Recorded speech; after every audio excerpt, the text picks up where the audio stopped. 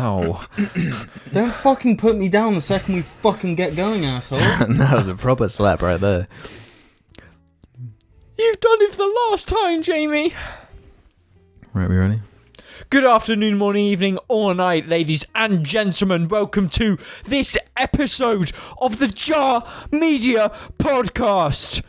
I am your host, James, and today I am joined by him and him.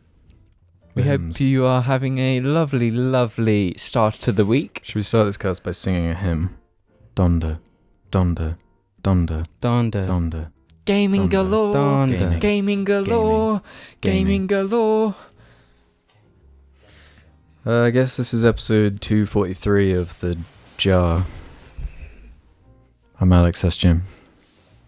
James. Damn, I'm not used to not introing it. Patrons. Shout out the patrons before we get too deep into the show and let the craziness loose. This is we're recording this at 10:15 p.m. So craziness is abound. It's the general rule with Jar is that if there's two different ways it can go. Okay, so you can go doing it late where there's no energy because we're actually tired, or it's late but it has forbidden energy. It's got the energy Forbidden that energy. shouldn't be allowed. And you know, judging from the intro, what do you feel was the energy levels of this cast? Forbidden. It's forbidden. I feel I'm on that edge of like tiredness where you have energy. Forbidden's a good word that I don't use the word forbidden enough. yeah, it's just not in my vocabulary. And I feel like it needs to be. So let's just really overdo it this episode. Yeah. Forbidden. Forbidden. Gaming galore. I said the patrons. Yeah. You can get your names shouted out in the first week of every month. You get early videos when we're organised. Yeah, we've been off our routine because of the whole COVID situation a few weeks back, and But on this day that this episode goes up, we should be seeing FG. So, unfortunately, The F and FG stands for forbidden. yes. the forbidden. Let's do some cleaning over here, guys. It's that section of the show where we head to the comments section from the previous episode and address some of the feedback and comments and whatnot. Just put the cherry on the top of those conversations and round them off. Gumby. Actually, no, we're not going to start with Gumby. We'll end with Gumby. A puffin is going to get us going. I used to be a pizza delivery guy and got U2s very often. This is in reference to you were saying the story about when you order a pizza and they say Enjoy, and you say U2. Yeah. Eventually I just opted for saying have a good night instead to avoid the awkwardness. I'd also get the occasional love you, bye, or asking me how I was doing, then I'd say good, how are you? And they'd respond with good, how are you? Again. I agree that there is just something awkward about a stranger rocking up to your house, so hopefully that makes Jim feel a bit better. They probably got it all the time. This reminds me of a funny story I heard there. Yeah. Which always tickles me probably more than it should. But my first ever job, first ever proper job, when I was a waiter, I worked with a waiter who told me that one time he put somebody's food down in front of them and they said thank you, and he just turned to them and said I love you. He just looked at them and said, I love you. and then realised what he said and just fucking bolted, just went. Oh, he didn't even like try and fix it. No, once you drop that, what like what can you basically have two options. It's either you address it and try and make a joke out of it, or you just accept it and move on. Yeah. I think the love needs to be spread more in the world. Like, there's nothing wrong with saying... Do you think saying I love you should be something that's hard to say? No. So it's sort of it keeps its value by being rare, or do you think people should drop it like all the time? Would there be more love in the world? You should. In the UK, we probably don't say it enough. Yeah, we don't. You know. Mm. So well, there are some people that drop it all the time. There is an equilibrium there. You don't want to abuse it. See, I've always had with certain things, I've had the idea, the mindset that you don't want to overuse it. You don't want it to lose its meaning. And I love you is one of those ones I've kind of been like that, but I realised that you can use other words for love you when you want to get your feelings across in like an intimate relationship. We should drop more love yous, you know? Yeah, what about when you just want to tell your boys you love them, you know? Yeah, exactly. We got this one from Diet Water, who said, "We are officially in the crackhead James era." What? No! Based off the intro, but I think they're right. No, I don't have crackhead I have forbidden energy. Because crackhead you and me right now are two very, very different levels of energy and being. I don't have that random spontaneity that you had back then. Did we mention that because we refer to the old me as the crackhead Alex? There were like a few comments being you said this. Yeah. Did you mean like he's actually taking crack? No. This is not the crackhead James era. I think I'm more... It can't be crackhead. It needs to be something else. Smackhead. That doesn't work either. No, I just think this is like a new era in the...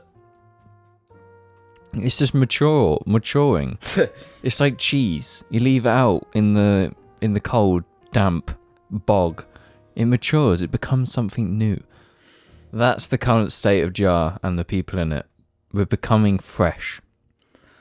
No, that's the opposite. When cheese matures, it becomes not fresh. And Stinky. therefore tastes better. Yeah. I'm not saying that as like a bad thing. We are like wine. We're aging really well. Aged. Ratchet RPG 01 says, on the topic of CBD, what age would you recommend trying it? I know in the US it's legal for some 18-year-olds and sometimes legal for 21-year-olds. I'm 20 and I know it'll be legal in my area, but I'm a little scared to start trying it and having long-term effects on me. Stay frosty. I think it's recommended in the UK you be 18 or up. You can buy it at the age of 16, right? No, you won't be able to, because they check. It's something that needs to be checked to make sure you're visibly over 21. It's like Red Bull. You can't buy it under 18. Yeah, but you can buy Red Bull at 16. You can't. No, I had a quick Google earlier, and it was like the health whatever recommends 18 and up. But it's non-psychoactive, so I don't think you have to worry as much about these long-term effects maybe that you're worried about. It doesn't really have any, I'm pretty sure. Yeah, I mean, the short-term effects are almost negligible. Mm-hmm. You know, like it's not something you're going to like drink a CBD drink and then be tripping for like... Yeah, it's really not like that. You'll notice that you breathe a bit better. You only notice it when you focus on noticing it. Mm-hmm. That's one of the good things about CBD is that it's not like a conscious thing. Like when you're drunk, you know you're drunk. It's feeling. I've mentioned this on before, but it's like when you first have CBD, you're basing it off of like what you think will happen, the placebo. It's once you actually understand what it does to you is when you can actually enjoy it. Mm-hmm. You've got to be conscious and be like, oh, this is the CBD feeling, then you can enjoy it. Would I have had CBD at 18? Probably not. I think I appreciate it more now. And I would say that CBD is stupidly expensive, so that if you can avoid having it at that age, don't waste your money on it. Because it is quite expensive, and if you're becoming reliant on it for anxiety or whatever, that money, it's just really expensive, and I don't want people to put themselves in a bad position at a young age to try and help, you know. Yeah. Because it's like a few cookies can easily be £10 or 20, and then the oil was like £50. If you're buying that regularly, that adds up, and it's just be careful with it.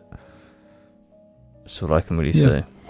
But if it's about the money, but it's not really a substance I'd really say like, yeah, you got to be careful with this. No, you don't need to. No, not at all. Because you don't like you don't even get tolerance to it either. Mm-hmm. It just stays. It always stays effective. So like I wouldn't ever warn anyone, be like, oh, CBD. It's just like, yeah, CBD has loads of benefits. Like there's no reason to worry. And you see that of older people are really normally skeptical about CBD.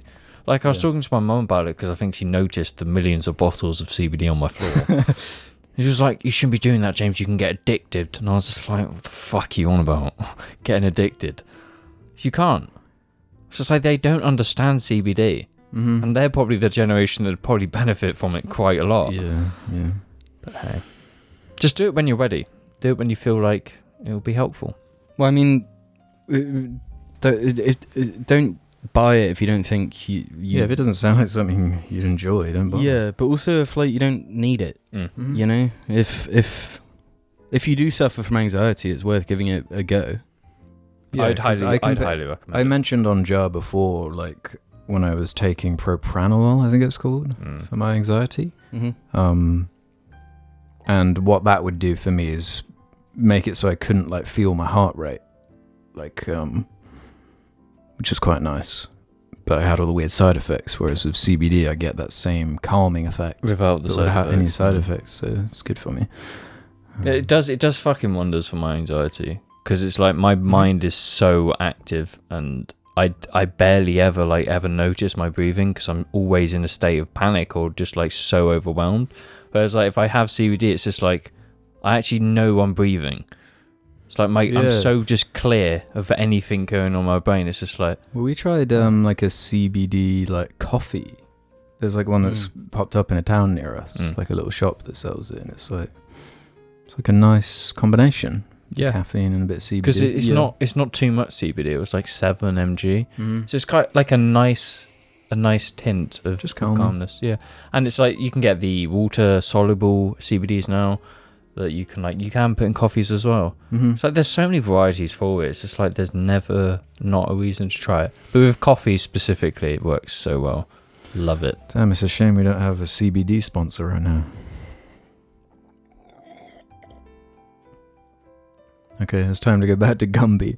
Can't wait for the Donda review. 4 hours long with 3 hours being dedicated to the first song, Donda Chant, and the other hour is the rest of the album.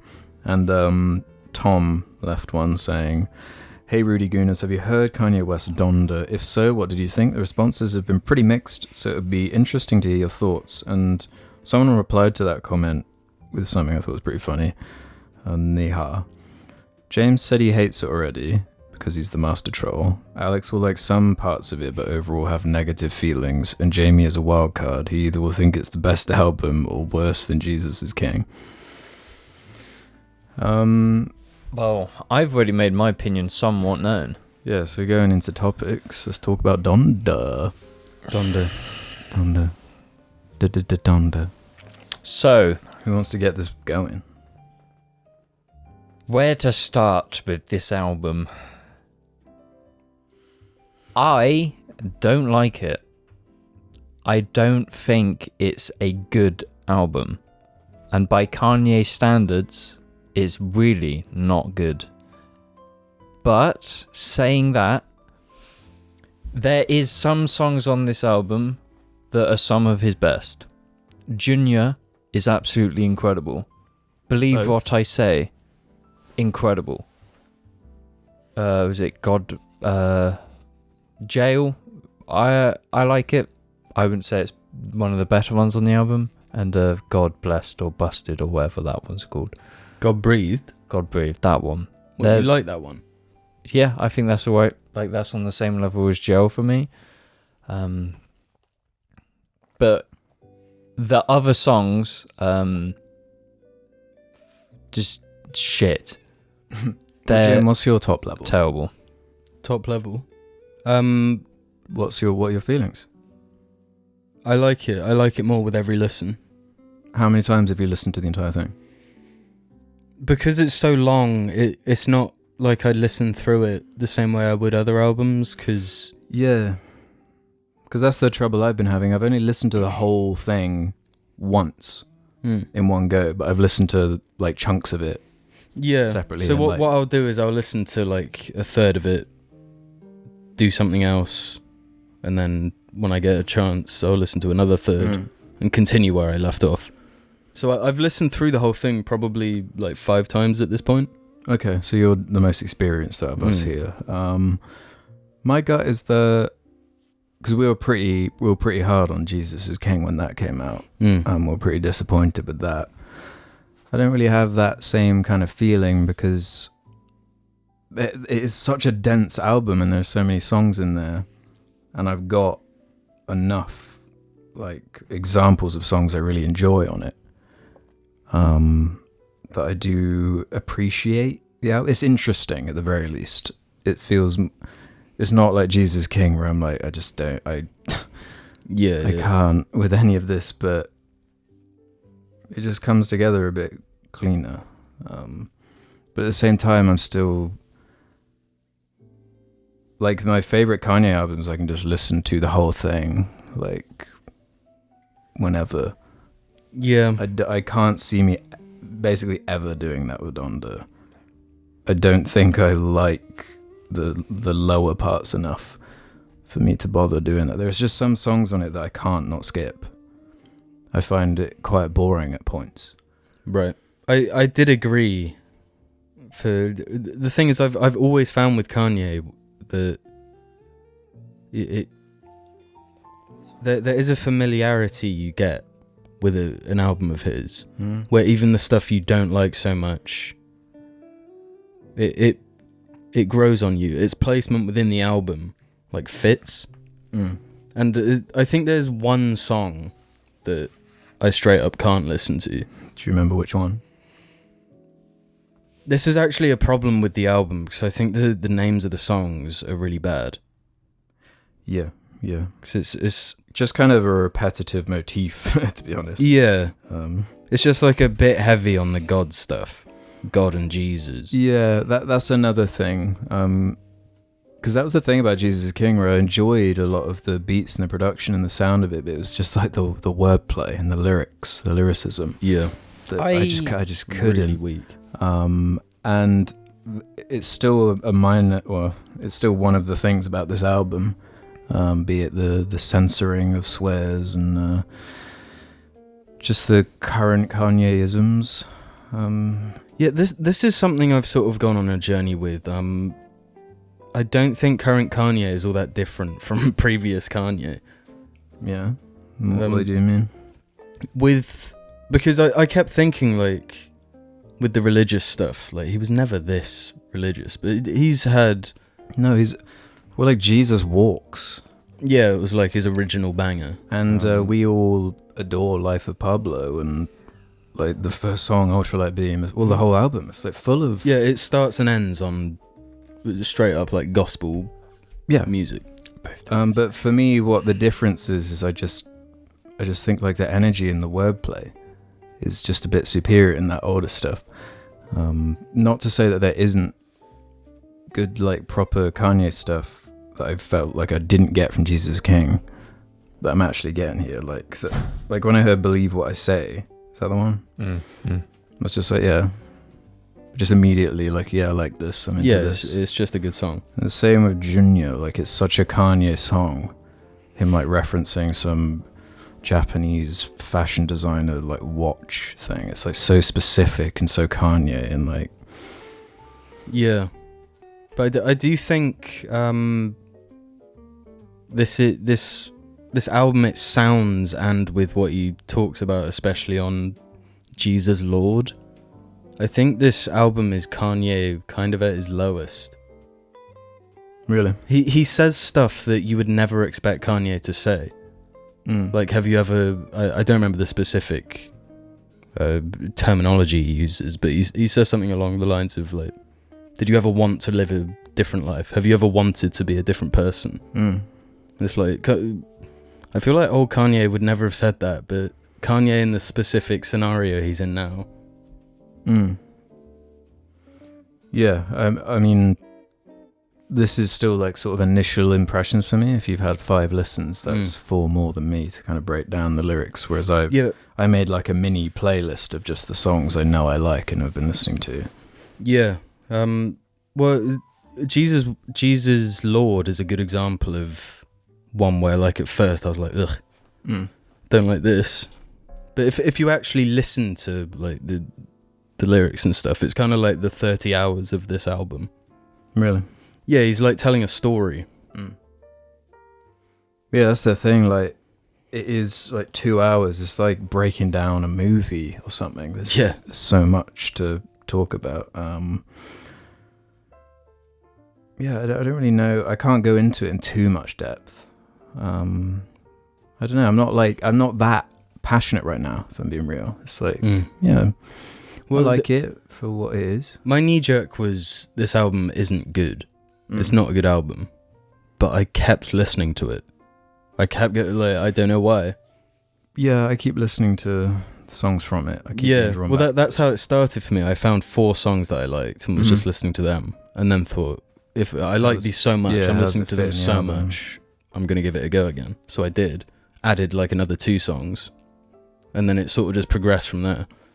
I think with that, the way you're saying that how it's going on you, I think you need to come back to this album further down the line. You need to talk about it in 7 months' time. Once you've stopped listening to them and you start listening to them again, you'll pick up on things and your opinion will change on it. I think that's probably what will happen with this album. Well, honestly, I had like anti-hype for that album because I found it so obnoxious the way the like date kept being pushed and all this like just nonsense around it and the glib glob bullshit and these viewing parties and whatnot. Yeah, in a way, I'm kind of glad that's how it panned out, because at first it was like, oh shit, Kanye album out this Friday? I was like, oh no. Oh shit, Kanye album coming out next Friday? Oh no. And then that for like a month and a half, and then it finally drops. Like, all hype is gone at that point. I'd already heard a bunch of the songs just in like Twitter videos and shit. So hype wasn't really a thing that affected, like, it wasn't like, I like Kanye, he just dropped an album, so I like it. It like leveled my expectations, so I feel like I can actually appreciate the album for what it is. Yeah. Does any of the like controversy stuff affect your opinion in any way? Yes. Yeah, I think it's distasteful. Yeah, I guess especially considering the fact it's supposed to be like it's like a love letter to his mum. So having like a serial fucking abuser on it is not very... Yeah, like multiple. Like, then I don't like those songs and I won't listen to them.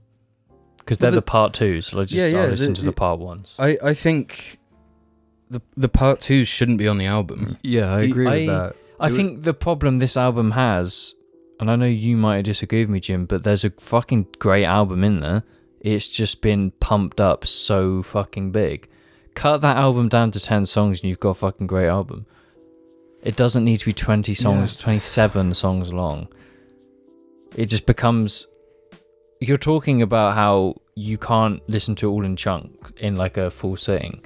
There's too much there. Like after about half hour of the vibe of this album, I don't inherently have a problem with a long album. But it needs to be refreshing. It needs to actually want you to listen to it. Like the production in this album is good, but the songs are too long. They stretch it out and they blow everything. Cut some of those songs down to like 30 minutes and you've got a great song. But it's like, when it's so repetitive, why would you continue listening? Yeah, I'm curious how I am going to feel about this in 6 months. Yeah, my bet is that I'm going to feel the same way. Like, as you are right now, it won't grow or falter. Yeah. The thing is, I like an album where I don't have to just listen through it once and my opinion is like sorted. That's what I mean. It's definitely more interesting and I actually enjoy the conversation around it more. There's like a bit of debate. People have a range of different opinions about it. Yeah. I just know that the best songs in this aren't ever going to stop being the best songs. Like, Junior is probably a top 3 Kanye song ever. It generally can't. That song's so fucking good. It's just a shame it was on this album for me. I think Off the Grid is a better song. The 3 songs that I really like is Believe What I Say, Off the Grid, and Junior. Those feel like because we first started listening to it together in a car, and in the it was, pits. and I was like, until Off the Grid, there's that. Yeah. Well, from the get go, I think Jail is such a good song for the album to start on. Mm-hmm. Because I mean, that is the start of the album. Like Donda-chan is just. Mm-hmm. With Jay-Z coming back as well. Yeah. It's the kind of thing I sort of I never thought it would really happen. I get bad feelings about it though. Well, because his appearance in another album. I think it's not because I don't think it's like because he wants to reconnect with Kanye. I just don't think it's that. Maybe he says it might be the return of the throne. It's not the return of the throne. Yeah, I guess with the Jail thing, like what you mentioned earlier, I don't get the point of the part 2 one. I feel like the message is communicated pretty well and the story's told really well in that first Jail thing, and having Jay-Z be the feature on it. Yeah. As opposed to... Yeah, it makes total sense. It's really bizarre, the fact that he did the part 2s on the album. Mm-hmm. Like, if you really wanted to... I think the Junior part 2 works better. I think every other part 2 is better than Jail. And Jail's one of my favourite songs from the album, so you'd think just having another version of it would be good. Yeah. But yeah, it's distasteful as fuck. Well, speaking of distasteful as fuck, Drake also dropped his fucking Lover Boy album. We got to start with the album cover. I think it's funny how like Kanye's album is just like a black square, and Drake's one is like a bunch of pregnant emojis, which like it's one of the worst album covers ever. It's fucking atrocious. And it would be bad enough just on its own, but the fact that it's like Damien Hirst like credited like as the artist, and it has this whole like layer of like cuntiness. Yeah. To me, where it's like, really. Like this is the kind of shit that it looks like a meme that you'd see on Twitter, but because Damien Hirst did it, like then it's art now. Mm-hmm. And that's he's quite a controversial artist or whatever, so he's quite a controversial character at this point. But I listened through some of it, skipped through some of it. Creepy guy, creepy music. The lesbian thing is like so strange. On do you know Girls Want Girls? Yeah. I don't like Drake as an artist. He is so unbelievably bland and boring that I'd rather listen to the worst songs on Donda on repeat for the next fucking 2 hours than listen to any fucking Drake album ever. Like, there's no reason to listen to this album. Well, I commend you if you can make it through this album. Because I was like, I thought, you know what, even though the album cover's trash, give it a listen, I'll give Drake a fair shot this time. Yeah, I did the same thing and started with Champagne Poetry, that first song. It's like a 5.5 minute song or something. Also, I did just criticize Kanye for bloating an album, but isn't some of Drake's albums like 30 plus songs? This one is an hour and 26. How many songs? 21 songs. So ain't far. Well, one of his it was one of his older Scorpion ones. is like the really blurred one. No, that's an hour and a half too. Yeah, it tends to look like his sort of. Okay. Yeah, hour and a half. I won't give him that criticism then that I gave Kanye. So sorry, Drake. You're not. At least with the Kanye bloated thing, shit. You're just shit. Like a really long album like that is kind of different for his discography. Yeah. I guess it's just what's the intent? What do you read from the intent of that? Yeah, I'm like so hung up on this album cover. It's just another thing where it's like I see it being shared and talked about, and I'm like, that's not real. I'm just being. It's a meme again. Like it's a joke. I thought it was a joke. It's like it. So there was the whole drama with him and Pusha T, where Pusha T revealed that he has a son that he's just like ditched. Yeah. And it's like, okay, if he supports the kid, whatever. The implication from this album is that he's got like loads of sons. Loads of kids that he's just sort of ditched, and like it's not really something to boast about, I don't think. Yeah, with the imagery of the album and then the name of it, Certified Lover Boy. But have you heard the song Pappy's Home? Yeah, I did listen to that. Yeah, and he's like, to all my sons out there. Yeah. He's He's basically just bragging about how many being a girls he's got fucking cunt, basically. Mm-hmm. Not a surprise. It's Drake. Yeah, but he's got like Kid Cudi's on there, Jay-Z's on there. It's weird. Jay-Z's on there. It's like, I don't even think Jay-Z can bring this fucking album up. His song's really bad, actually. This is the thing with Drake. He like James said, he's just boring. He's so boring. Nothing His was delivery. going on. Yeah. Honestly. It's so like monotone, and like he's like doesn't even care about what he's saying. Okay. Do you think his music is ghostwritten? Yes. But it's like so passionless to me.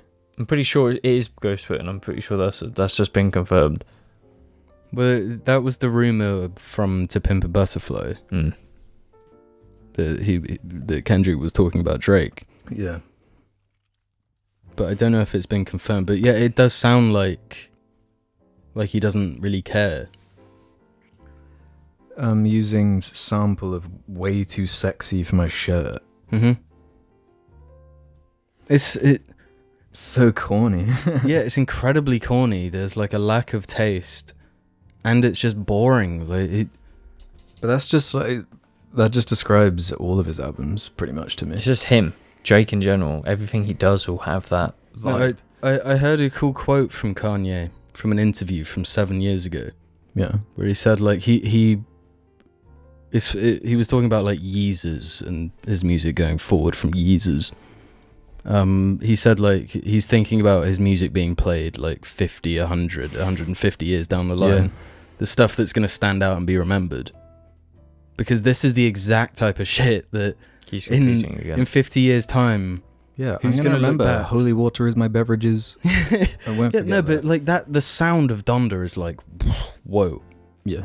Like shit is just going That's what on. keeps me going, even with like the crazy lyricism. Yeah, doesn't yeah. work for me. And even when he says like the lame like Buzz Lightyear line and shit, it's like he holds it up on that super unique production. Mm-hmm. Whereas like Drake just uses Trap Beat 3 over Too Sexy for my think shorts. Donda out of Kanye's discography will be remembered more than his other stuff. I think Donda's more likely to be forgotten for the music, for the album itself. The situation around it will be the only thing that he's remembered by. No, I think Not it's only too thing, but Donda. I think Donda has a really strong identity. It's got this like cold, harsh production juxtaposed with the like really religious stuff. Mm. He doesn't really make religion sound attractive. He doesn't make me. Yeah, whereas with like Jesus is King, I felt like it was. Yeah, it felt forced. Like he was trying to make this glory sounding shit. It was a gospel album. Yeah. Whereas Donda, it's like it feels like a classic slice of Kanye. Like it's him, how he feels at the time, and his like his thoughts and beliefs. Just from that time, released and put into music. Well, I'm glad to know you enjoyed it and more you've listened to it. I don't feel the need to jump in and listen to the whole thing right away yet, but I will. Yeah, sooner or later. You don't want to force it ever. I only listened through it over and over because I wanted to. Mm-hmm. Yeah. so you could say that you force yourself to like the songs.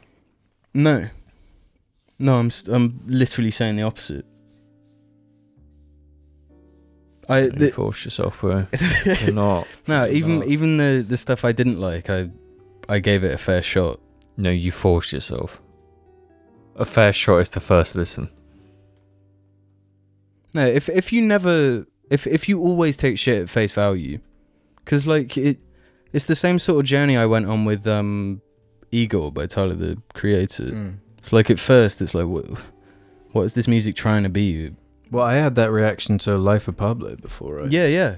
That was the first Kanye album I listened to, and I remember getting to what's The that one? Bleached Asshole bit. Yeah, Bleached Asshole song, and I was like, Jesus Christ, this fucking sucks. This is so bad. But then something just like I just had to hear it again. Yeah. I had the same thing. It wasn't the Bleached Asshole song. It was like a different one. And you're just like, what is it about this? And then you just get sucked into the album, and then you just love the whole album. Yeah. See, that thing you're talking about to me is production. The only reason I'll ever go back to a song or keep listening to a song, and I've said this so many times, the production is the only thing that will carry a song ever. The reason I like the Junior Believe What I Said is because the production's great, because it doesn't get stale or boring like the other songs in Donda. See, for me, one of the things I'm actually looking for most out of Kanye is humor. Yeah. I think he's really funny. Yeah, he's hilarious. And there's actually some funny stuff on yeah, there Donda. is. But also Heart from Kanye. Mm-hmm. Yeah. He's got a way of like speaking directly to He's quite the listener. earnest. Yeah. Well, I don't know if earnest is the right word for Kanye. Yeah, no, you're right. Not earnest. He's He's just real. honest. Yeah, honest for sure. Which is the complete fucking opposite of Drake. yeah, Kanye is honest. Drake is the most fucking fake fucking bitch you can fucking find. Don't you like his like little heart hair thing? I fucking hate it, bro. It's like you can just copy and paste Drake. You can't copy and paste Kanye. What's the read on Donda right now? Broadly, do people like it? Is it I a bit think more- people have just loved it. I think it's a case by case basis. It's such a. It is a Polarizing. weird album. Yeah. Yeah, it's super polarized. I feel like it's similar to how people would have responded to Yeezus when that dropped. Right. Like some people saying it's just like the best thing ever released by anyone Yeah. ever. Jesus Some is one I people need think to it's trash. listen to again too. Yeah, there's certain Kanye albums I've never really bothered with, and Users is one of them because like we talk about music when we're together, and you'll talk about a Kanye album, and I'll be like, I have no fucking clue what it is or any of the songs on it, because I don't know Kanye albums. I just know his really good songs. Because it's just like Life of Pablo is like the first Kanye album I actually like fully listened to. See, I like the whole experience of a like super solid album. Yeah. It's like it's different to just listening to singles. It's like a whole story, a whole package. Yeah, that's what I mean about the Kanye slice. You just get like a slice of his crazy perspective in this time of his life. Mm-hmm. And the way he like references stuff from previous albums as well. Like, yeah, you get to go on this journey with him. Well, anything else on Drake or Kanye before we go into the mid? No. Kanye's clothesline is pretty fucking gross. I think we should do an episode where we're all wearing those jackets. Is it the blue one? That blue. Yeah. It looks Yeah. so disgusting. People actually buy that. The $300 jacket thing. It's fucking shit. We'll see you after these Dondas. Good afternoon, morning, evening, or night, ladies and gentlemen. This is the part of the show where we head over to Patreon and give a lovely shout out to all our gorgeous Patreons who help support the show. So, a big thank you to Fapping and Clapping, It's Happening, lapping up the sap that I've splat on the mat and the substance is masculine. Travis King, Dildo Dabbins, Norwo Shift, Mila, Shut Up, Joe McNamara, Some More One, Zap Coolman, Big Stormy, The Trail Wee Banana, The Curry episode is the best episode, Grant Connor, Jack Price, Kelly Levine, Argy gets into Alex's secret stash of knobbly bobblies and has the best time of his life, Jamie Queerwas, Kalki, Wawipia's Access Memories, Pip Pop Penny aka Speedman VG from the HaloCom, Stone Weevil, the Tom Tom Tiggy aka Tornado Ricardo the Fourth AAAK, Britain's greatest rapper, the Electrified Gamer 1, Mies Varkevissa, designed with an island in Grindset, Harvey Cunt, Ben Boacom, Valmond Milk, Harvey Cohen, Matthew Edge, Callum Crick. James is James, lesser, greater, middling, makes no difference. The degree is arbitrary, the definition's blurred. If I'm too chew. Fat obese, toe sucker, Sandy Image versus Ruby Doo Dawn of the Planet of the Dibbies. Your kids don't like falafel. Lord Chiquita, the king of the Banana Republic.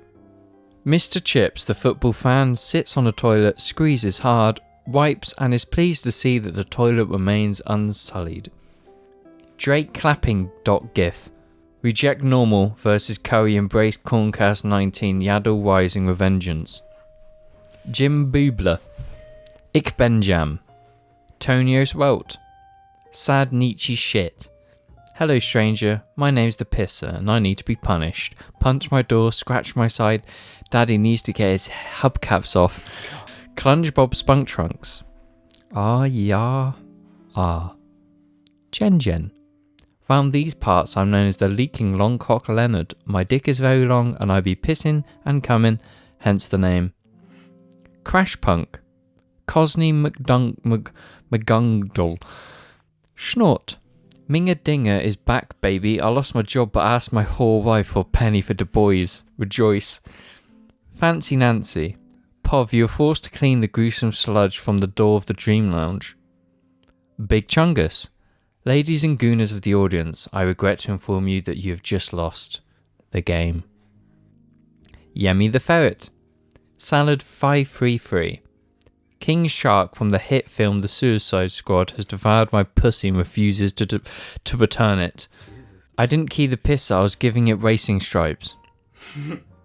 Ocean's 11 except Adam breaks into James's jazz vault packed with Osakan tomboys. Krusty Kamikaze. Gaul. Harriet Broadley. The Pongo Pygamorous episode. Big Cheeser. Servals are kind of cool. Initial CBD. My tongue is fat, my tongue wench. Wench, where's the wench? Oh dear, it is. Hey, I'm stuck. Hey, my tongue is fat. Bab qua. Ooh. Oven Hut. Certified Lover Voy. The Bush. Imported Guest. Star Platinum Zawawaldo. Tom Bowanek has no funny Dark Souls reference this month. Played it on your recommendation and now it's my favourite game, thanks. Great to hear. Gilbert the Awesome One. Sir, permission to leave the station. For what purpose, piss a dick? To include a battle pass in Halo Infinite. Permission denied. Nate's minifigs. Flashbang urine, Caucasian green long ago, the four nations lived together in harmony, then James created piss a dick. 011 IE2. Huge thanks to Master Chief. Hit this spliff with me before we take out the Covenant. Alex and Jamie, stop gaslighting James challenge. Big Mouth episode IX, the douche of Nick Kroll. Cobalt Rad. Peak Denpeng. Pog Dog. Drain My Cock Johnson. Chaser the Dragon. Mr. Topside. Drillers in Paris, aka Wigger Crinch, aka Slipbob Mod, aka Poo Devourer. Will you eat the butcher's treat? Joseph Jewish Jarling. Wait a month to get your name read and Alex reads it wrong. Fuck you, Alex. Jack. Tom Fudging Armstrong. Welcome to the Islamic Communist Revolution. Hi, honey, I'm home from the future. Piss Drinkers Unleashed. Aaron Kavanagh. Michael Mann 2000. Stephen is Human. Meekly. Connotada. Butter me up some porn on the cob. Up on Melancholy Hill there's a Mazda 3. The baboony Matanui eats so much ratatouille, his goatsy afterwards is rather pooey. Those are some bars. Katia fucking Manigan and wait, where's David Wallace?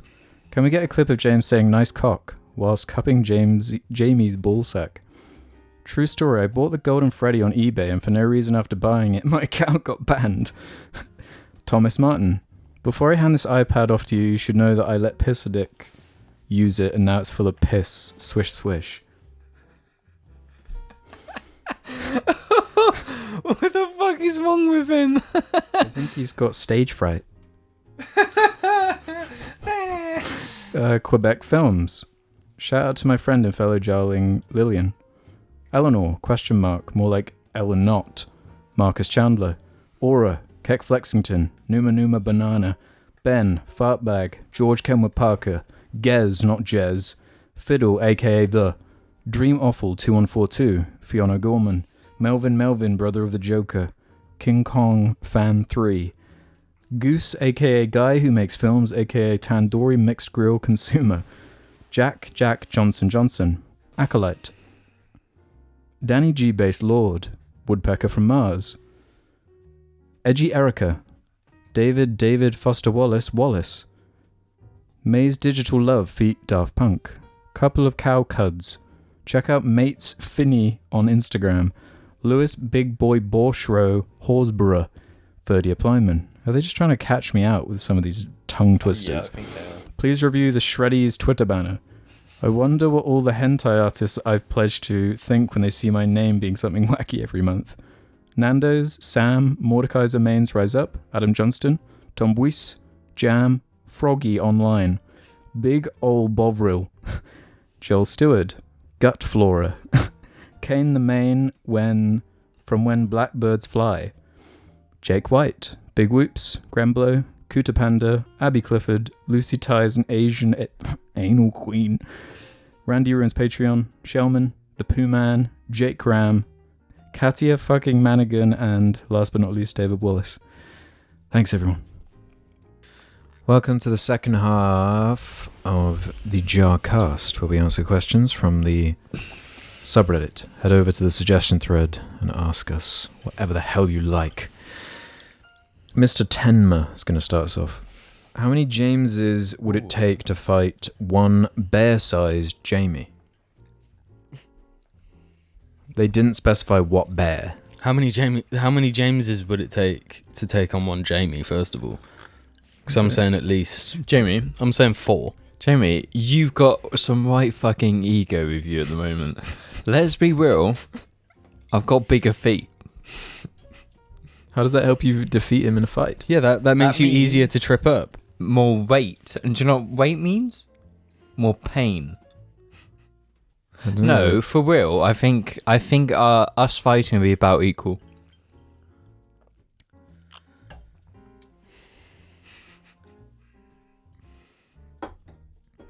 Fuck me.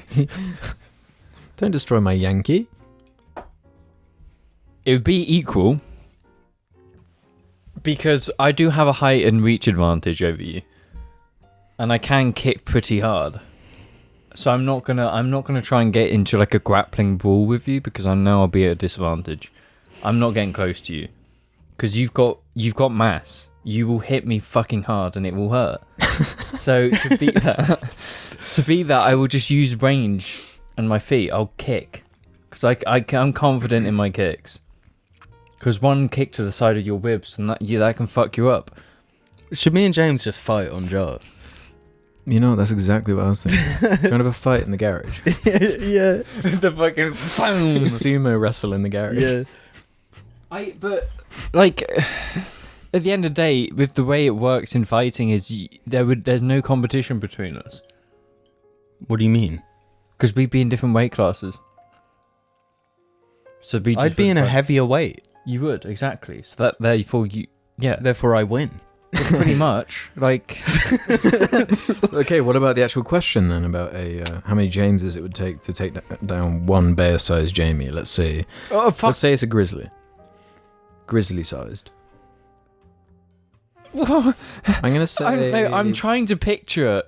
Yeah, Does Jamie look? Is it like a red dead bear with Jamie's skin on? It's like an animorph type situation. Yeah, like am I an actual like bear? Like James said, like a bear wearing a skin suit of me, or you're just a human that fits that has the same the space mass of a bear. of a grizzly. So you're just a giant. You're you. This is the thing. but The wait, Jarlings, they got to get more specific with these questions. Yeah. Yeah. How can we Otherwise answer we get this? lost in the minutiae. Well, yeah, because like, and when it comes to size, does it mean literal like height, or does it mean mass? Like, my width weighs the mass of a bear? If we're just gonna give them credit and let's just say, actually no, using the wording bear-sized Jamie, it's just you the size of a grizzly bear. So a bear with a Jamie skin. No, that's not what he's saying. I think he's saying if when I stood up, I'm the height of a grizzly bear when a grizzly bear is stood up. No, I don't think you could. You could have 10 Jameses surround that at the same time, and I'd still be fucked. I don't think in any. That is an obscenely powerful being. Yeah, like my how? exact proportions stretched out to the height To of a a bear. grizzly. Yeah, You can't. that's too much. That's that's way too far. It's like the lions versus the sun. It's like it's not even a fight here. Well, reverse it. What about Alex's versus a James bear? No, here's the thing with the Alex x James fight. I think me and Alex are probably not in hugely different weight classes. Because in terms of Alex reach is and heavier height, than me, so going by weight classes, if I'm in a different one to you. No, but me and Alex are more similar. I don't even know. I haven't checked in so long. I'm positive Alex not regressive. But in terms of like our height and our reach, we're quite similar because we're pretty much almost the same size. So I think that's where we'd be fair. Is just you've got the Beltman mass. Like I can't. Beltman booty. I don't have Beltman mass. No matter what, I'm gonna lose to death. Yeah. I don't know. I just don't really want to be talking about bears right now. It's making me stressed. Does the thought of a bear stress you out? No. I've mentioned it before, and I'll say it again. I fucking hate bears. How can you hate bears? Because they're the most frightening animal. I'm not scared. If you'd seen this YouTube video I'd seen, man. you're getting all of your like bear information from YouTube. It's like if I'm in America in the wilderness, I was gonna call it the outback, but I know Australians will get upset. But say I'm in like Canada or one of these states in the middle. I was just like going to my garage and there's a bear, like. Well, you just be like, oh, that's cool. There's just a chill bear there. Well, no, because it'll probably be walking down from the trees to like having a nose, and if I just walk and do what I'm doing, it's like, why is it going to give a shit? if I lived in America and I lived in a state where there were bears, How many guns would you own? so many. Would you go illegal? bear guns. Get like What machine guns and stuff you just need to feel safe. you need to No, actually just- like how many people actually get attacked by bears? How many people No, are but being I actually attacked? like going into the wilderness is the thing. But here we don't have to worry about. Would you go monsters. into the wilderness if you lived there? With a shotgun slung over my shoulder. Would maybe. you? But do you think that would actually make it more enjoyable? Do you think you're gonna be able to fucking fuck up a grizzly with a shotgun, bro? You Me? Well, in this instance, I'd be an American, so I'd be like, yeehaw, you know? I don't want to. No, I feel like a shotgun could take down a bear. Nah, a grizzly's gonna get. If it fucking wants you, it's getting you. Nah, if you have a shotgun, I feel like you could put that thing off. Well, some bear we're going experts to out there. America and we're testing it for real. Yeah. We smear ourselves in honey and peanut butter and just run into the woods. Bears, come on, we got a test to do. No, but like, I'm not gonna have beef with bears when like bear cubs are the cutest fucking thing. No, Nah, I saw it's one, all part of the I saw design. a picture of one today. They're creepy. They're cute as fuck, bro. Have you seen them standing up and their weird arms? Yeah, their so proportions cute. are creepy as hell. Yeah. when they I stand love up. that. No, but I'm strange because I think I snakes are enjoy cute. like mammals, you know, not bears.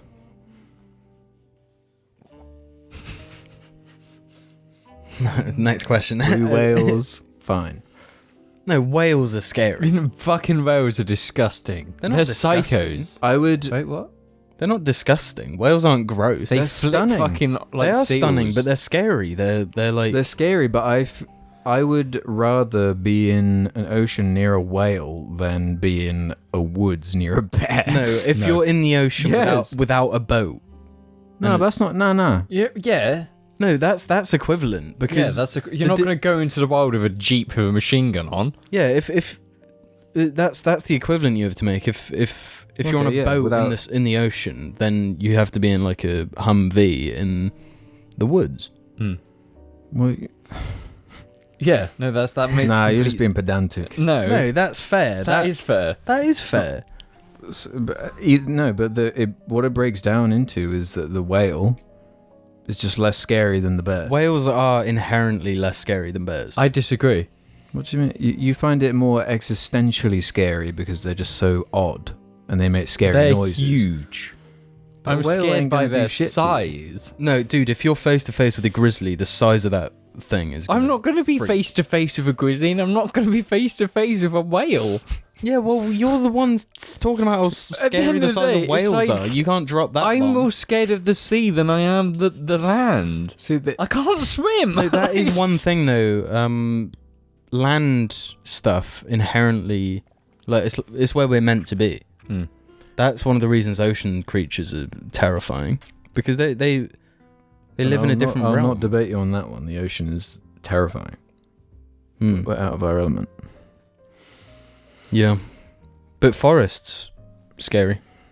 To be honest, like a modern human is pretty much out of their element in any. Yeah. Yeah, anywhere that isn't like a 21st century estate. Yeah. That question was supposed to be just like the little quick, like, let's get into the question segment. And it's like, And you had to go and bring up bears. it's the Okay, animal then. curse. Why- If animals come up, Yeah. that's just 20 minutes gone. It's like I've just obviously we've got a polar bear toy literally there, Yeah. and obviously a polar bear is just a scary Polar bears bear. are scary. Like if Polar I bear see or grizzly bear, what's scarier to you, Polar Alex? polar bear, Because there's just zero chance you'll survive. Yeah. like no, I'm not. I would never mess with. If you see a polar bear, I'm getting the fuck away. If I see a bear, No, like, if you see a polar bear and like you have nowhere to lock yourself away from, you're fucked. Yeah, because Even if you do, there's still like a 90% chance it's getting in there and killing you. Because they're hungry. Those fuckers are hungry and they're going to eat you. Yeah, they're They living wanna in a eat you. hostile, horrendous environment. Yeah, that's crumbling beneath their feet. I question how the polar bears came to be. How did anything come to be, James? No, but when did Just the don't think bear about it. become the polar bear? When it went up, where God it's just cold? went. Let's do this one from Wumbo the elephant. Have you guys seen IceMan 3X video from like 4 years ago, where he talks about how he's leaving YouTube? It's really weird to see this ancient jar meme's legacy end with such a whimper. And the whole tone of the video is like the bizarre manifesto from a guy who peaked in high school making Modern Warfare 2 videos, mourning how his dedication to this dying art form took a toll on his development as a person.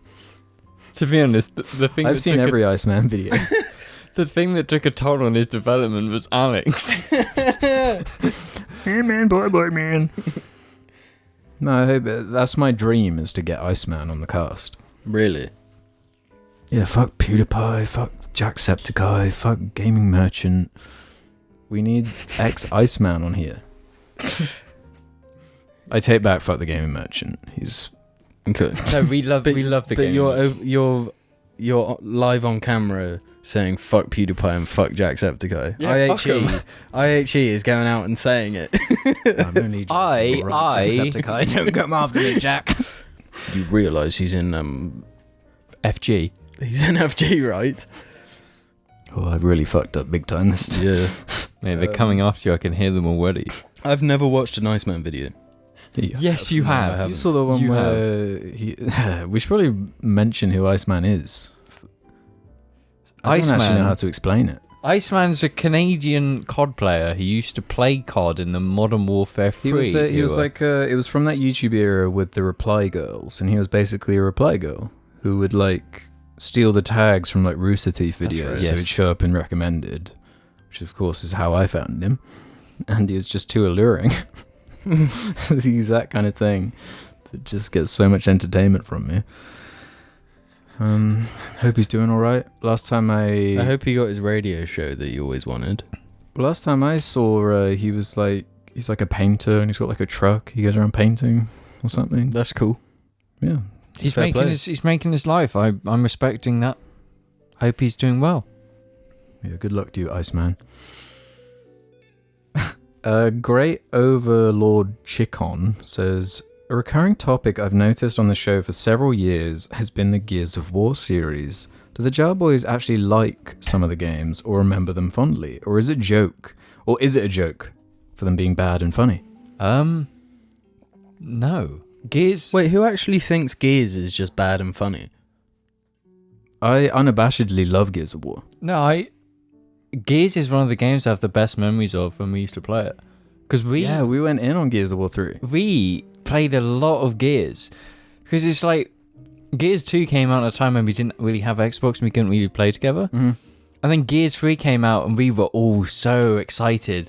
And you'd buy all the pre-order skins you can get from all the different companies. Gears of War 3 was when I was most into Gears of War, probably. It's one of the best Xbox 360 era games. Yeah, the 360 era was just solid for their exclusives. Shit campaign though. No, the campaign's sick.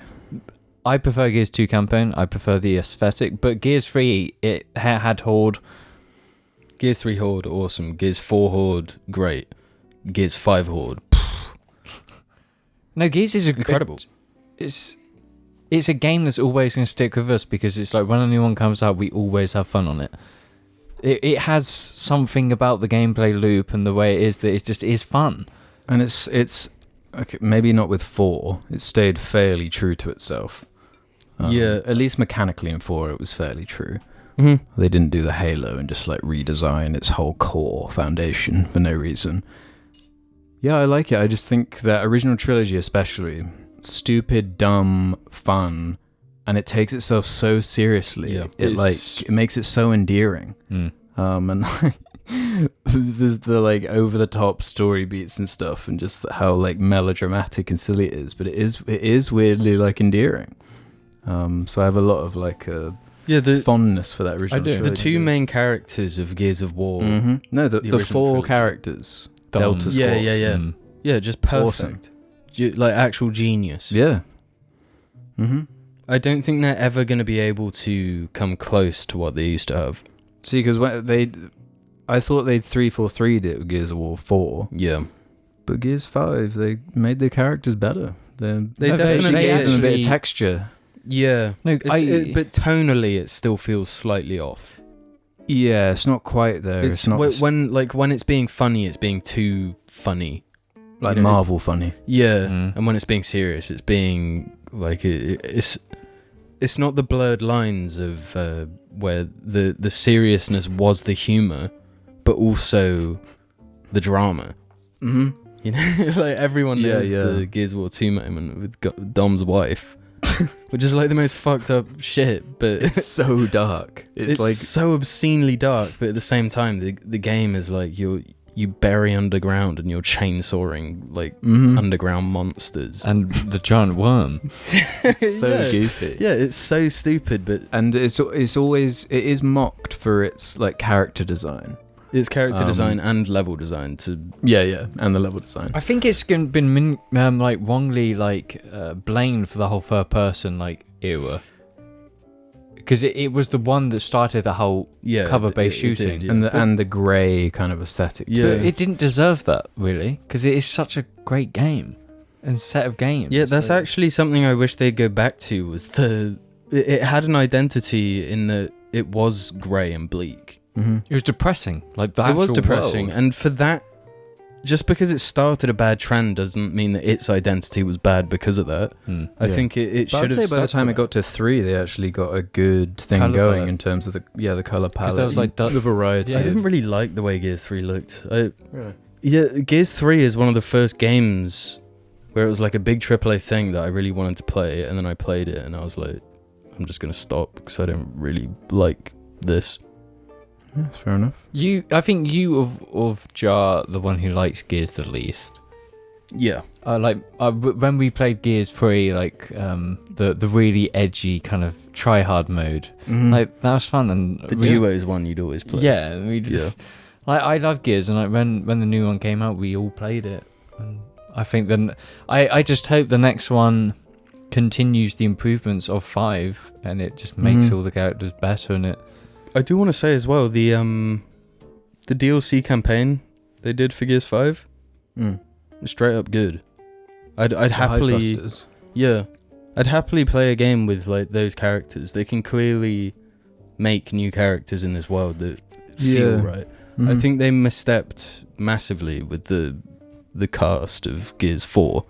Yeah, and they sort of fucked themselves into Gears 5. Like, yeah, but they fixed it in Gears 5 because Del and Kate, they got really good development, and I think the way they used his son, I think JD, I think those Kate and Del carried that story, and it's just they developed in a way that made sense, especially with how the game ended. Yeah, and I think that can get better. I just hope they do. But it's nice to see a Microsoft series that's rebooted itself well. Well, it's like continued it without just killing fucking it. Yeah, but it hasn't kept its heavyweight stature. Oh hell no! Because it used to be like it was Gears, Halo, Forza, and now it's Forza and kind of Gears, and Halo's probably gonna suck. And that's what Xbox has. There's no better time than to talk about all the new armors for Halo. Yeah, we might as well mention it since we've been talking about Halo so much. So 343 have shown off for the new MCC, Master Chief Collection season. They're adding a bunch of armor to Halo 3, and it's been a huge controversial sticking point in the Halo community.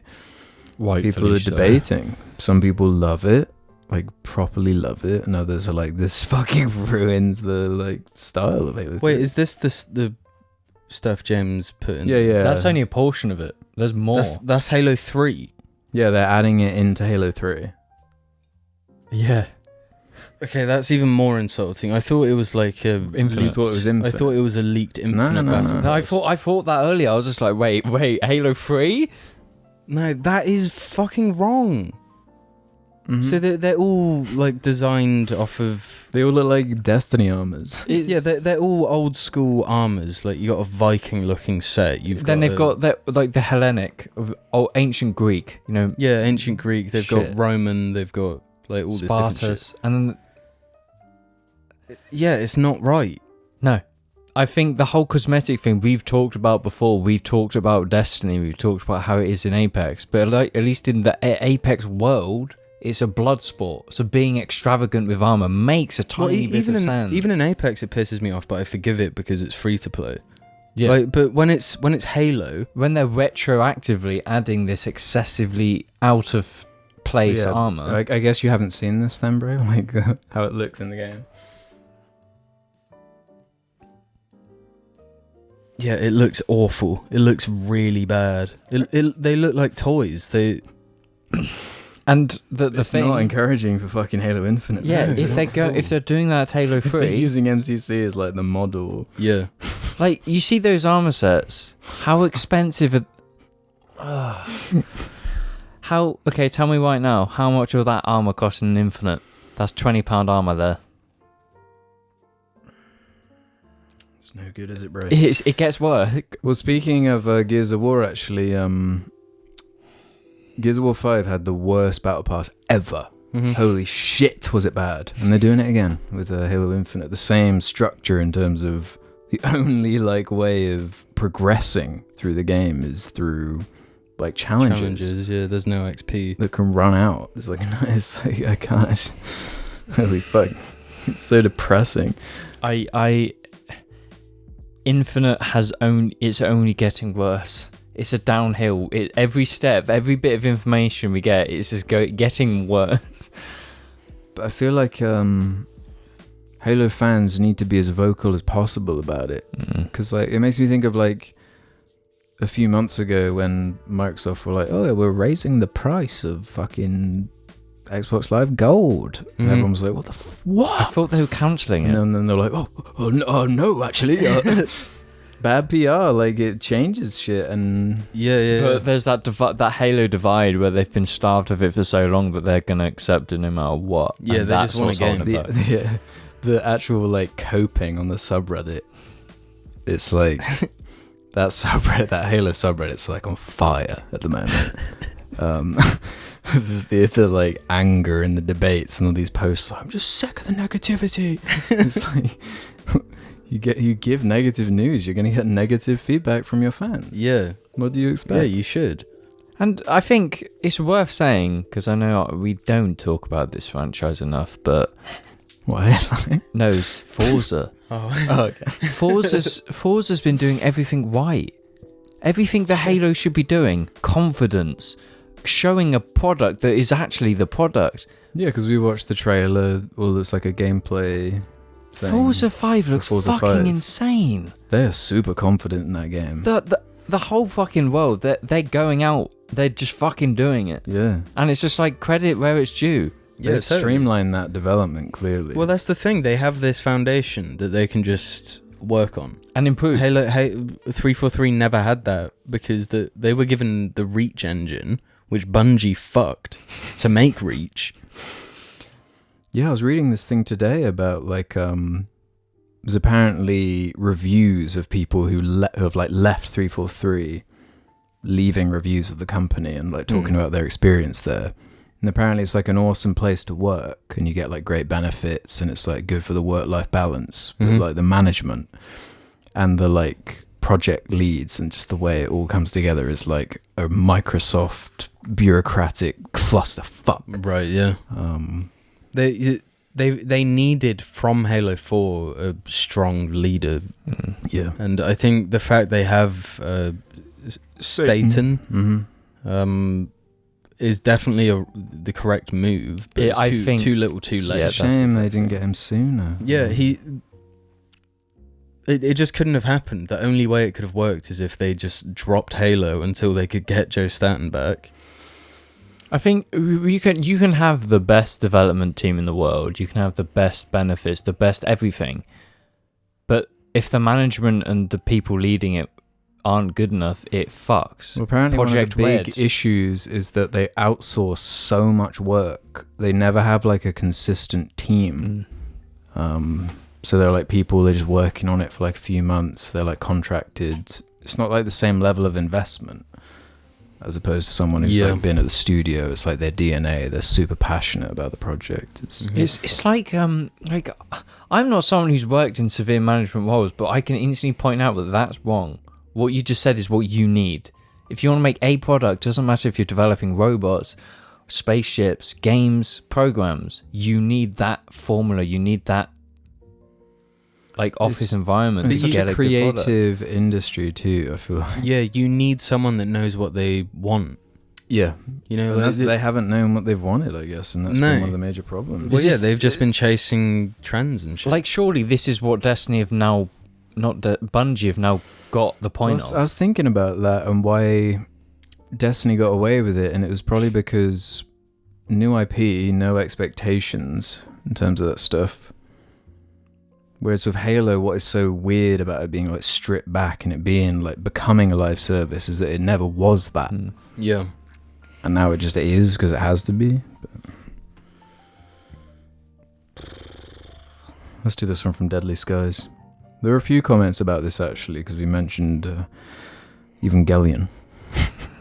And James always triggers people when he brings that. Is that the anime that kind of deconstructs like mecha? Deadly Skies says this to Alex: don't listen to James regarding Evangelion. I was listening to the podcast and actually stopped it and came here to write this. I watched the show over the summer. Not being a big anime guy, but just watching because it's a cultural touchstone, and I absolutely loved it. Admittedly, it starts off rocky, but at a point, it just grabs you. And I would say it's an experience everyone should have once. It's bleak and existential as hell with really good characters, and I was watching it during a rough time in my own life, and it kind of forced me to deal with personal insecurities, believe it or not. Please watch it. And the God replied to that saying, I agreed with James for the most part until very recently when I watched a video by the popular anime YouTuber Giguk, where he explained that Evangelion isn't an anime or even a TV series in the traditional sense, but an expression of depression and meaninglessness. This is why I reckon your ability to understand Evangelion is directly proportional to the extent of your depression/existentialism. LMAO. There's more, but you know. Okay, let's go into this. Okay, I think we've gone into this already. No, I will say it's literally been 10 years since I've watched it. Yeah, it's been 10 years, like, since I've watched it. And I was watching it at the time when I was just watching booby anime all the time. Like booby anime. Can I just quickly say I don't know how I feel about what that person said in the reply. Maybe was it a joke? Like it's hard to tell in text form, but no, this is what I've always read about it. Like your capability of understanding something is like how depressed you are. No, like that's quite a hard thing. I guess it's more like to measure your ability to empathize with the main character. Maybe. Okay, so with that, I watched a video lately where I can't remember the name, but he actually knows about mental health. He's like a support person for it, and he was saying that when you're writing stuff relating to mental health, you have to write for two audiences: the person who has it and understands it, the person who doesn't. And if you're watching Evangelion, I think you're going to have two, depending on where you are, you're going to view it differently. So I think if you are, there's definitely something to it. It's too resonant. People get so much emotional connection out of it. Yeah, and that's I really want to experience that for myself. When I watched it, I was young and I didn't see media in the way I do now. I didn't critically think about it. I didn't understand the messages. So obviously I watched it and I just found a lot of things irritating because I just didn't look deeper into it. But I think Evangelion's one of those shows where people dig too deep. Gellion. Eva is a show where people they dig so deep into it where it's just like, yeah, I think that you're going too far. But I rag on it because it annoys people. But people were leaving comments as if I hadn't seen it before. I've watched the whole show and I watched the movie. It was just a long time ago. And I was definitely too stupid, I guess. Yeah. Like I think there's shows that do its job better. If you want a show that makes you feel hopeless, there's better things out there for that. And for me, I get hung up on I have no familiarity with the whole mecha genre. I feel like part of that is it's a deconstruction of mecha. It's going into the that bugs Jim so much every time he hates it so much when you say that because it's supposed to dive into like I fucking love it. Why don't you watch it? Jim hasn't watched mecha. Well, I see it there because it's on Netflix, and I just see it and I think, man, cringe, and just keep scrolling. And people don't realize I was a fucking Eva fanboy. I'd go on 4chan. I would go on 4chan and go into the Yasuka Y threads and shitpost for hours on end about which Rafu from Evangelion is the hotter one. Like, that's what I did. Like, I like Eva, but it's just people get annoyed if you talk shit on it. But I want to watch it again, but I think now is probably not the time for it. I think I want to mature more before I delve into that for now. And I want to watch more mecha. See, I see it there and I'm like, yeah, I could watch Eva again, or I could start JoJo. You should just watch JoJo. Like, if you're going to watch, like, if you're actually interested in watching Evangelion, you should think to yourself, there's better shows you can watch. JoJo, Cowboy Bebop. Well, while we're on that topic, actually, the God left one saying, in defense of Cowboy Bebop, because we were talking about the live action adaptation and how sort of trepidatious we are of the whole idea. In defense of Cowboy Bebop, it wasn't popular in Japan because of the way Japanese media industry works. It's all about marketability. In Japan, there's a massive consumerist culture. If you like a show, you support it by buying action figures and other merch. This is why Cowboy Bebop didn't do well in Japan. It wasn't very marketable. The ships, though iconic, are treated like shit by the show. The cast is likable not because of their design/poses, but their personalities and characters. Also, Cowboy Bebop was actually critically received very well in Japan, kind of like the Japanese equivalent of Blade Runner 2049, I guess. And so when it was ported over to America, it saw instant popularity because we in the West consume media in a very different way. As for it being unadaptable, I would disagree. Cowboy Bebop is heavily inspired by iconic live-action directors like Tarantino and John Woo. Unlike many anime, the actual world and physics is always grounded, so the only thing that couldn't be preserved in a live-action adaptation is the tone and humor of the show. So I personally am not optimistic, but neutral. It could really go either way.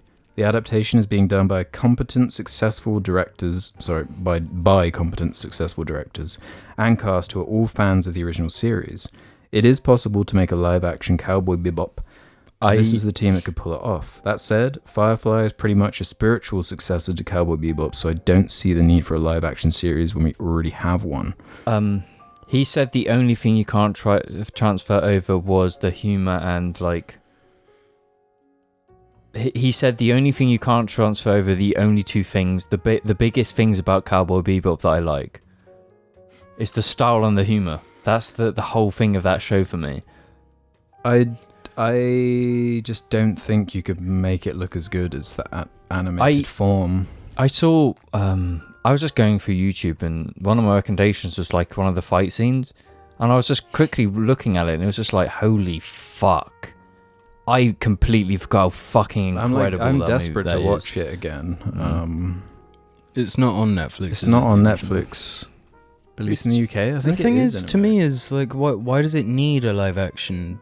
I guess it's like a interpretation? philosophical thing where it's like, I find it annoying because it's only just because it's a valuable nostalgic IP that it's getting like a Netflix live action adaptation. Yeah, but I mean, it doesn't need it. If Yeah, the perfect version already exists. yeah, the only thing they can do with it is make it worse. Yeah.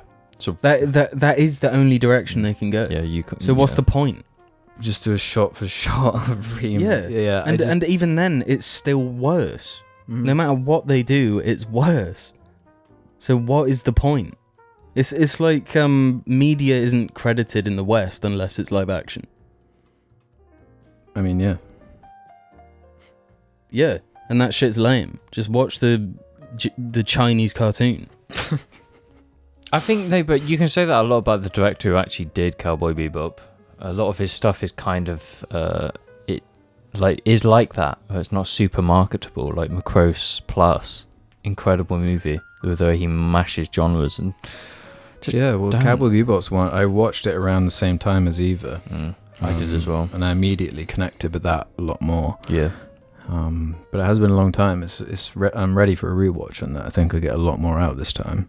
But they have one more thing to say. Also for James, Ed isn't in the show yet because they're only adapting the first few episodes. Ed got introduced around 7 to 8 episodes in, which is true. Was Ein that early on? I think Ein was with Ed, if I remember correctly. I might have forgotten, but I just remember Ed and Ein. That was like a big. Ed definitely comes in later. Yeah, I do remember that. I just thought Ein is as well. Like Ein and Ed are together on the planet. When I could be wrong, but it would just be weird if Ein does come in later on, but they're just having Ein from the beginning. Yeah, I can't remember. Yeah, I can't remember either. I cannot remember. I hope it's good, but it's just like it won't be as good as the original. So yeah, if it somehow is like equal or better, we've not lost anything. We've only gained. Yeah. We don't lose or win in this. I'll eat my hat if it's better. Don't watch the live action before watching the animated one, though. Please. What if I have no option? Shellman5_ says this. What do you guys think of Jungle's new album, Loving in Stereo? I'm curious, as since it's come out, I've seen Alex and Jamie listen to it on Spotify and haven't yet heard their opinions on it. I personally think it's their best album yet. I could agree with that. The thing I'm into it. I re-listened to it today, actually. I like it. It's groovy. Yeah, I liked it when I listened to it. It's just the Jungle thing. I feel like the best Jungle album will be the one you heard first. Yeah, I could agree with because that. Because when you first hear them, they've got this like fresh new sound that you feel like you've never heard before. Yeah. And then you just keep listening to their stuff, and it's like, once you've heard one album, I feel like you've heard all of them. I'd say the first album and this one is better than the one in the middle. Yeah, I honestly, I never listened through the second Jungle album all the way through. They're interesting to me because there's two guys that make the albums or whatever, but they don't do the vocals on it. They get like a group to do the vocals. Just vocalists. Yeah, I think it's a cool idea. It's like if people were like Daft Punk making music, but instead of using technology, they're using people and instruments. And I think that is a showcase of talent. Yeah, I like it a lot. But yeah, there's just nothing that screams at me like you need to listen to this more. I find them like quite summery, sort of breezy. Yeah, easy listening. Yeah. I like Jungle as well. A very good genre of drum and bass. Too busy owning. Be serious, it's a genre of drum and bass. Absolute bonkers, mate. Says, does Alex still get angry emails from Jimmy Neutron fans for disliking the show? Not Jimmy Neutron fans. Jimmy Neutron sucks though. Oh yeah, horrendous. Jimmy Neutron. To be honest, if I'm going to get an email from the fans of anything, it's either Sonic or My Little Pony. Those are the two constants. But they're constant in like everything for everyone, so it's like it's not unique. Canned Man Sand has a penultimate one here. Hey Jar Boys, after James mentioned his issues with stumbling while walking, I was wondering if he's ever considered dyspraxia as a cause. I recently discovered I was dyspraxic after years of struggling with crappy motor skills, can barely walk in a line without stumbling, and a speech impediment. I feel dyspraxia is a neurodivergency that's often unknown and overshadowed by ADHD/autism. Many people end up going undiagnosed. Have a good day, lads. I've never thought of it. I think, growing up, I had...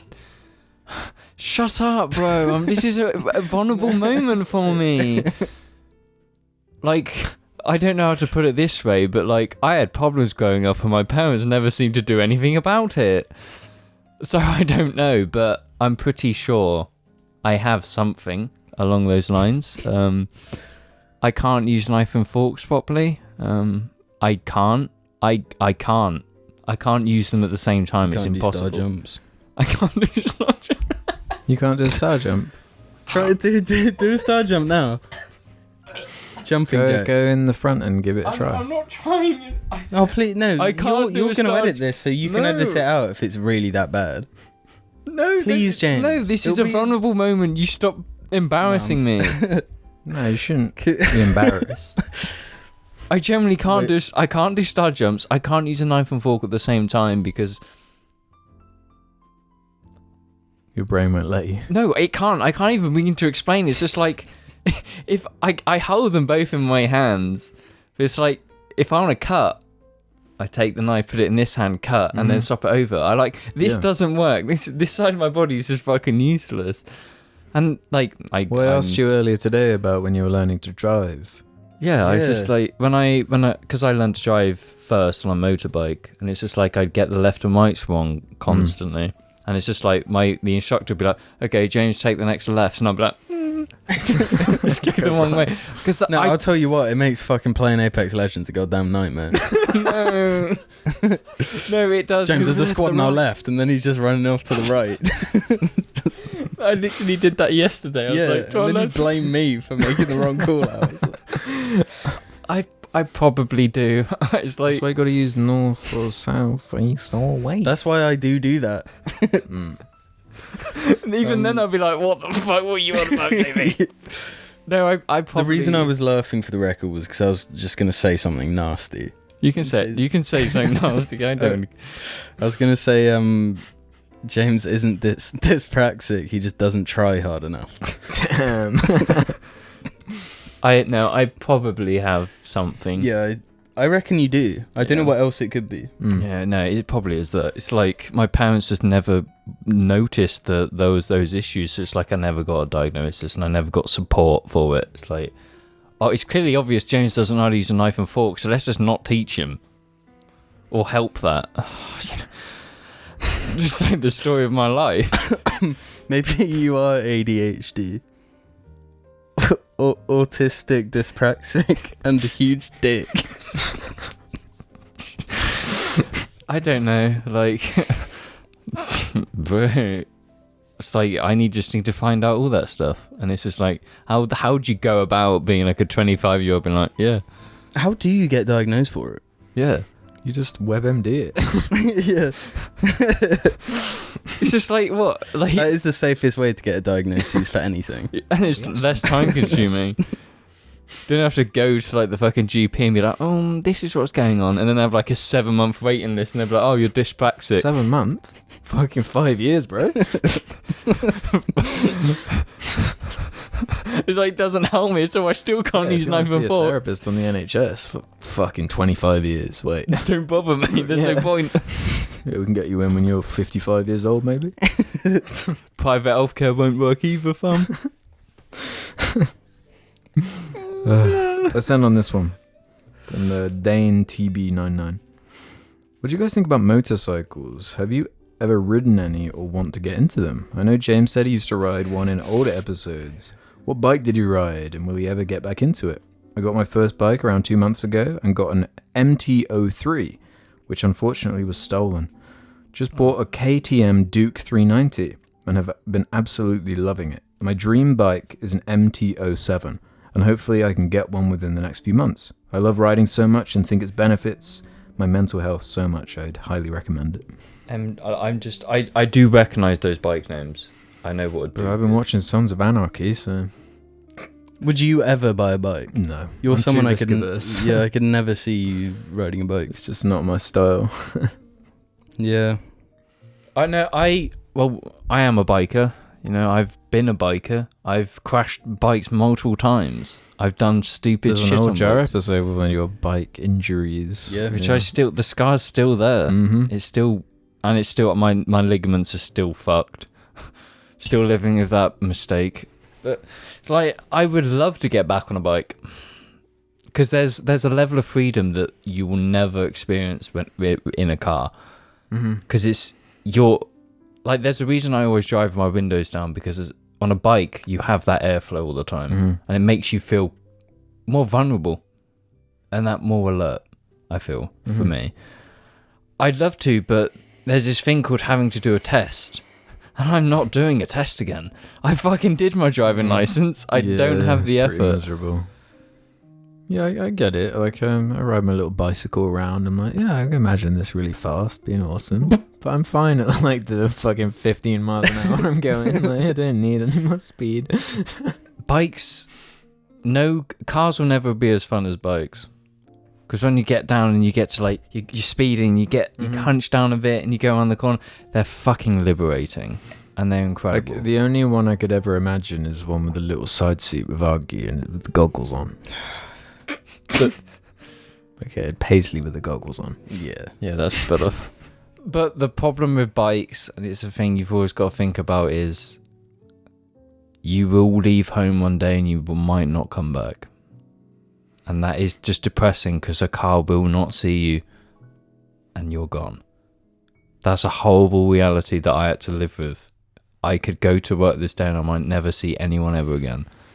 You go Surely to that you say that about junction- just getting in a car. There's so many car crashes. No, because if a car pulls out of you, you're usually fine. You obviously have a better chance in a car. Than If a car, Yeah, if, the likelihood is if a car pulls out in front of you, they're the one that's going to get seriously injured. On a bike, you're flying off the bike. like you're on a bike, you're approaching that junction. What's going through your mind? Is this it? Will it pull out? That's I'll all never what goes through forget your that, minds. That video, it was like from 2012. I maybe? think it's the same one where this guy, it's just a car pulls out, he goes flying and that's it. He's he's just dead. riding his bike, just chilling. Some fucking asshole just pulls out and that's it. He's gone. It's depressing. Scary. So that's why, like, I don't want to go near bike because I don't think it's probably the safest thing for me. But surely that's part of like the allure, Yeah. where it is like just freedom on the roads with the No. speed you get from. You're just like riding an engine, basically. Yeah. And that's incredible. No, but it's just like, Yeah, I get it. I do get it. but bikes are also unbelievably convenient. Traffic jam, just drive past it all. Just that is like, I just remember going to the horrible roundabout in like Chippenham, and it's just like, yeah, fuck all of you, boom, get to work instantly. That's so. If you're living in a city, especially, Yeah. it's like, why wouldn't you own a bike? Yeah. And that's the biggest upside. And it's just like sometimes those bikers pass me, and I'm just sitting there in traffic like, I envy you. But at the same time, people love nicking bikes. Yeah, the commenter said it himself. Yeah. Bikes. If you've got a Are bike, they that easy to steal? Like, oh yeah, no. In London, they will bring a power drill, a saw out, and they will just fucking grind away your lock and drive off. They will do it in a. Imagine do you not when- need a key to get it started? well, yeah. No, they don't, because they're bikes. They're not the most security, so they just like, Yeah, it's like jump start GTA. over. You just get on a bike and it works. But it's just like, imagine when we were walking around London. They could have just nicked a bike right in front of us and nobody will do anything. 20 grand bike. That's how they're nicked. London biker gangs. I guess you kind of have to have a garage you can store it in or something. Yeah, that's the thing. You don't want to be leaving a bike out in the rain all the time. Because it's like when the other downside of biking is that you go to work and you've got to take all of your gear off, your leather trousers. Because you shouldn't ride a bike if you haven't got the leather trousers. Yeah. Hence why I've got a huge scar and fucked ligaments in my leg because I didn't. Yeah, you learned the took hard it way. seriously after that. Yeah, I was like fucking proper 'Cause boots. And everything. that's a minor injury compared to what can happen. What could have been, yeah. Skin grafing and all that. And it's like, Well, yeah, because friction is a motherfucker. Like, Dude. jeans gone. no, If in you're the going jeans, fuck- they're gone. As soon as you hit the floor, the jeans, you're naked. That's pretty much it. Yeah, if you're A minimum sliding So much along energy, concrete, you're going at such speed. yeah, it just burns, and then jeans gone. What's next? Flesh, your skin. I ain't And gonna protect you. skin's gonna go quicker than fucking jeans. Yeah, It's fucking flesh, like ooh. So that's Don't gone. bikers understand that more than anyone, though. Yeah. Like when, But you still, I ride past people sometimes, and they'll be on a bike and they'll be shorts, no gloves Yeah. on, and it's just like I'm like, yeah, I it hate makes me seeing cringe, that. yeah. it's just like you're gonna fuck up and you are gonna be disfigured. Like well, yeah, why if risk you're it? wearing shorts, you could be going like 30, and you come off that thing, your skin is fried. You will be in a hospital for fucking months. You won't be able to go to work, and you could cause big issues for your family if you're like the breadwinner. Our mum was a nurse back in the day, Mm. and she said some of the worst injuries she saw was from bike accidents. Yeah, that like straight up limbs hanging by a thread and shit. Yeah. Yeah, but saying that, I do quite want a bike. No, I think I do. I think they're fucking cool. no, bikes are incredibly cool. I don't really give a shit about the utility of it, how handy it is to not have to worry about traffic. It's just like that shit looks cool and I want it. it's It's just symbolic for freedom, too. Yeah, no, yeah. it's- I see like Keanu Reeves into bikes. Of course he is. I want to be into bikes. Like, It's Ryan like Reynolds into bikes, of course. Just jumping on. If Ryan Reynolds is into bikes, then I'm not into bikes anymore. it's if you're generally safe and you're actually not an idiot on a bike, you can like never have issue. It's like you wear the proper gear, Yeah. proper helmets. Like, don't skimp out. I wore a jacket, fucked up, and now I have the boots, I have the trousers, gloves. Do you think there are some people that just like push it a bit too far? They get too confident, Yeah. and that's when the accidents happen. Yeah, no, straight up. That's the one corners. And then there you're on a bike with tyres like that big. You're tilting on tyres, for fuck's sake. Get too confident and it's just going... You're sliding up. Yeah. But I think you should get a bike. I do want to. It's just that a bike's typically cheaper than cars Fuck yeah. by a lot. What Fuck about yeah. insurance? Most of the time, yeah. You can pick up just a decent bike for not that much money. It's only the top end stuff when it's like compare a top end bike. That will fucking destroy a 200k car. No fucking problem. And that's like a 20 grand bike. Mm-hmm. They're fast. There's nothing faster than them. Yeah. But you don't have the utility of like a car and being able to Yeah, take you can't other take people. and But you can carry go shit. fast. And that's all that matters when not Yeah. on a bike. Yeah, if that's what you value, I mean. No, you can get like bikes that are cruisers where they're not speed. They just look cool. And they're Yeah, just it's the sensible. cruiser that I want. You want a cruiser? I think they look the coolest. Would you get like a nice jacket and a nice Yeah. sick helmet? You just look sick. If surely, like, if you're driving or you live somewhere where the temperature is quite hot, surely that's miserable. Oh, yeah. Yeah. I remember one of the days. This was like 5-6 years ago. But it was like the hottest day of the year. Mhm. It was probably like 30 degrees, and I was stuck at the roundabout because I couldn't go.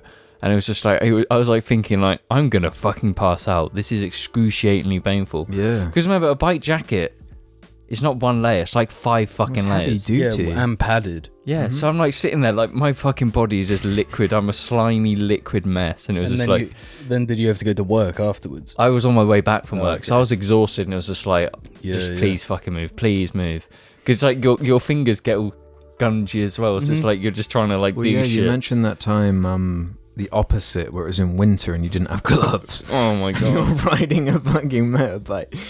No, riding a motorbike in fucking ice. So it was like I was shitting myself that I could die any minute because I'm just gonna slide off. And I was so fucking cold that I was just like, yeah, my fingers aren't the right colour anymore. So I had to like stop and like heat them up. I'm like exhaust for like a fucking hour. Jesus Christ. It's like it's a type of cold where you want to cry because it's that excruciatingly painful. Yeah, Like, I I've done- associate that with riding bicycles to like secondary school. Yeah, Yeah. imagine that times 10. Mhm. Horrible. Yeah, because you got that extra speed, so it's just more coldness being blasted into your hands. Yeah, like I've crashed, I've done stupid shit on bikes. I've ridden in extreme heat and extreme cold. I've done it all. Still sick as fuck though. It is. It's sick. But I just advise, if you care about your life, then just don't think twice with bikes.